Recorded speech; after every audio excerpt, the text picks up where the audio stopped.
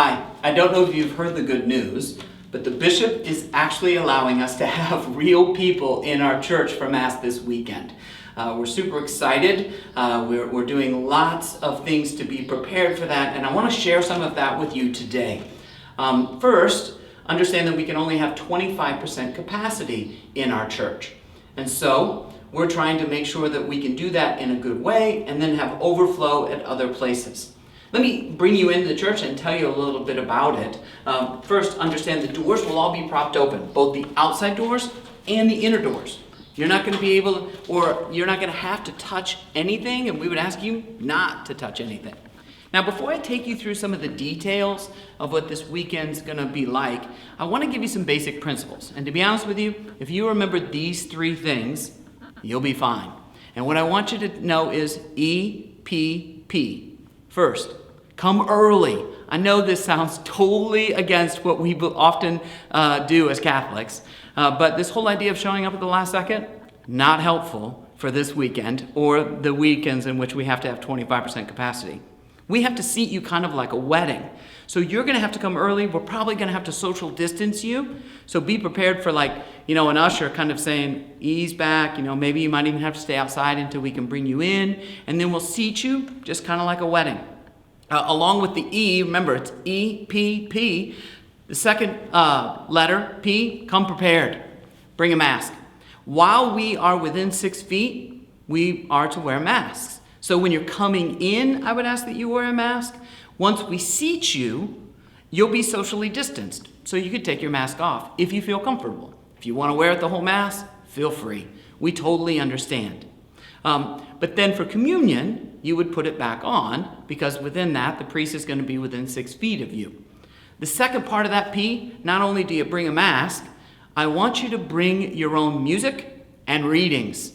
There's no missalettes in the pews. Of course, that could be something that everybody could touch, and we don't want, a hazard like that. So we're going to be giving you an actual print-off with the music and the readings. You can bring it with you. I would ask, by the way, that you take it with you as well so that we don't have these everywhere. But consider printing that off. We'll have a few if people forget, but we certainly won't be able to provide for everybody. But then that third P, and all these are key, is to also be patient. We know that, this is new procedures, so we want people to understand that they have to be patient. We can only get about 170 people in our church at 25% capacity. So at some point, this sign is probably going to be put outside the door. And you have to understand what that means is, okay, now we're going to use Henehan Hall. And there'll be chairs set up over there, and once again, there'll be ushers over there to help you. It's all socially distanced. And then, to be honest, if we needed even more space, we could potentially even send you to the gym. Now let me tell you a few of the procedures that we'll be using as you enter the church. First off, as you enter, there'll be an usher probably right around this area, and they'll have hand sanitizer. They'll probably put a little bit on your hand as you come in because we want to make sure people are sanitized as much as they can be. You'll notice the holy water fonts, they're all empty. So don't worry about that. You don't put your hand in it necessarily because there's nothing there. And in fact, it probably won't even be here altogether.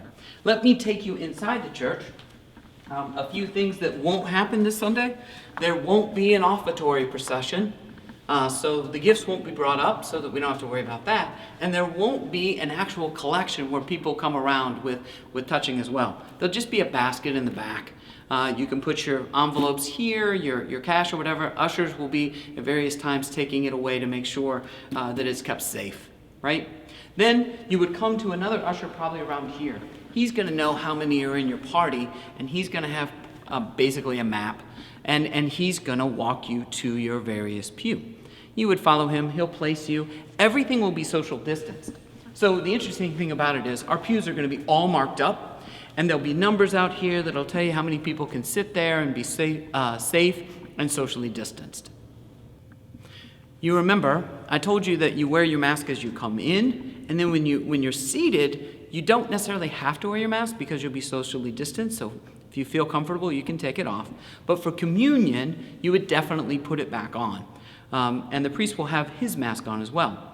Since we're every other pew in our church, the way we're going to do communion is you stay exactly where you're at, right? So we'll bring communion to you. That's the beautiful thing about our system is you just come in, once you get to your seat, you're socially distanced, and you don't leave until we tell you to leave, right? So you just stay there, you receive communion with your mask on. After the priest passes by, you can take your mask off, receive communion. You could leave your mask off, because then you'll be there for the closing prayer and the final blessing.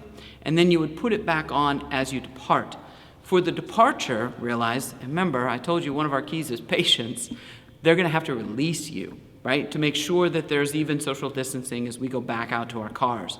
Also, I would ask that you don't stand and talk in the gathering space. Know that hurts me to even say a little bit, because we want that fellowship.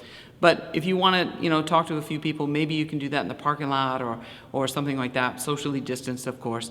But try not to do it at all inside the building, but to go outside. Finally, and probably most importantly, let me tell you the times that we'll be having Mass and communion service this weekend.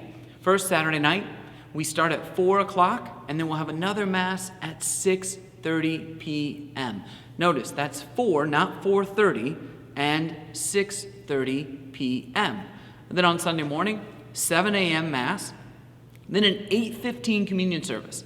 We felt we needed to keep this there, especially for people who are at risk, didn't want to take a risk. We're still going to have St. Albert's. You can be able to receive communion in your car, especially if you don't feel like you want to come into the church just yet. Then we'll have our 9:30 Mass. That will be our live stream Mass. And then the noon Mass. Now, a couple points about those particular Masses. First is there won't be music at the Saturday night 6:30 or the Sunday morning 7 a.m. That can help even people who are even more at risk, right, to make sure that there's less particles and whatnot, flowing through the air. But also, and let me tell you the part that the priests like is, if you got the 7, you can still be ready for the 8:15, and it might help us a little bit in our timing. Along with that, you might even, wonder about the timing, and this is why we had to move Mass times. There's 2.5 hours between each Mass. That's for a reason. We figured we put an hour for Mass and then an hour to clean. We don't take this lightly. We have teams of people who are going to come in and clean after every Mass. They're going to wipe down every hard surface. We've got a fogger that sprays a disinfectant upon all the cloth seats to make sure that would dry. We'll be wiping down the handles of doors. We'll be cleaning restrooms. By the way, just to let you know on restrooms, if you could consider trying to avoid using them, we're actually going to have it to where you can go to an usher and they'll help you, they'll unlock it, they'll make sure you can get there, but they might give you a wipe too to have to wipe it down. So I asked you to consider making sure you use the restroom before you even come here, because we want to keep that area as clean as possible. And then lastly, just other changes, and realize there's so much that I'm giving to you.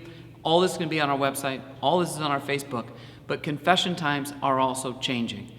So we always have it Wednesday night from 5 to 6, but we are moving it from that Saturday afternoon to Saturday morning, 9 a.m. And they'll be still in the parking lot.